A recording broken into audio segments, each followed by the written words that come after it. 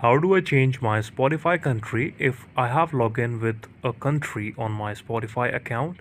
Then how I can change it just from the app on your mobile phone or on the PC?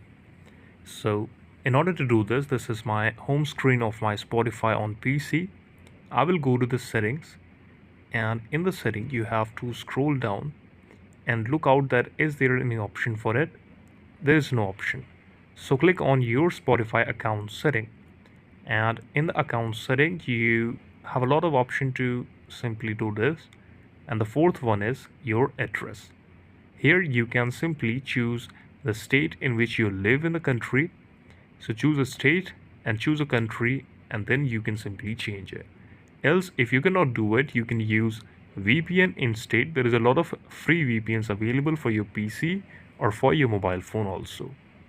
Simply install a VPN, run it in the country you want to change your Spotify account, and then you can simply listen the song or change your country or enjoy music. So this is all about the video. Thank you so much for watching it.